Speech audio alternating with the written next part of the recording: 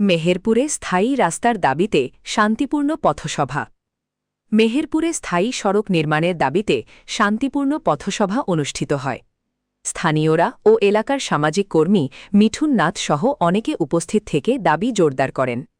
অনাস্থা প্রকাশ করে বক্তারা বলেন, মেহেরপুরের মানুষের চলাচলের নিরাপত্তা ও উন্নয়নের জন্য টেকসই ও স্থায়ী রাস্তার ব্যবস্থা জরুরি। তারা সংশ্লিষ্ট কর্তৃপক্ষের কাছে দ্রুত এবং স্থায়ী উদ্যোগ নেওয়ার অনুরোধ জানান। রাস্তার পাশে নালার কোনো বন্দোবস্ত নেই, জল যাওয়ার কোনো বন্দোবস্ত নেই। এইখানে এত ব্যস্ত রাস্তার উপরে কোনো ট্রাফিক পুলিশের মোতায়েন নেই স্থায়ীভাবে।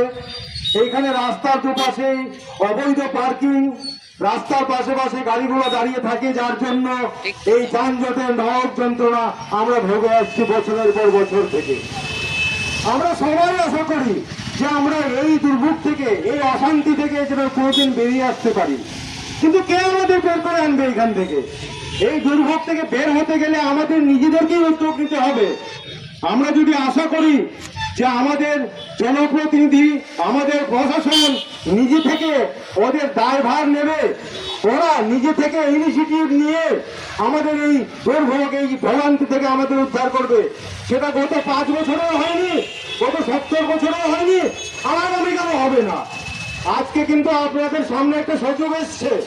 আপনাদের ভাই বোনেরা রাস্তায় নেমেছে এই গণদাবি নিয়ে। আজকে সময়ের দাবি যে আপনার ভাই বোনদের সাথে আপনারাও পায়ে পা মেলান, আপনারাও সাথে নামুন, আপনারাও সঙ্গে যোগদান দিয়ে এই পথসভাকে, এই গণদাবিকে আরো শক্তিশালী করুন। এবং বিশ্বাস করুন, সবাই যদি আমরা একসঙ্গে নামি, তাহলে প্রশাসন আমাদের দাবি মানতেই হবে এবং মানবেই।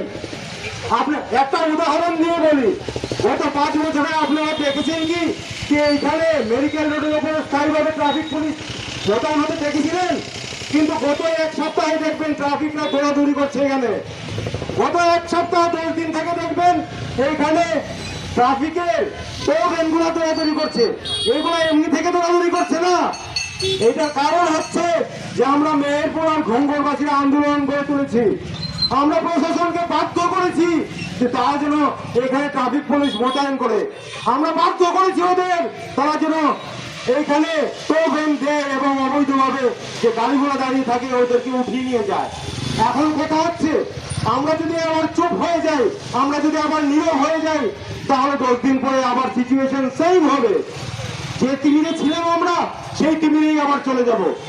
আবার দেখবেন ট্রাফিক পুলিশ যেন কোথাও হয়ে গেছে, আবার দেখবেন রাস্তার দুপাশে সেই গাড়িগুলো সারি সারি দাঁড়িয়ে আছে, আবার দেখবেন যে ওই যানজটের নায়ক যন্ত্রণায় আমরা ভুগছি। আর এই ভাঙা রাস্তা, সেটা কোনোই লাভ নেই। যারা অটোতে চলাচল করেন, যারা টোটোতে চলাচল করেন, যারা কি বলে ওটার নাম স্কুটিতে চলাচল করেন, তারা জানবেন যে কোমরে কি হয়, ব্যথা হয় এইখান দিয়ে আমরা চলাচল করলে।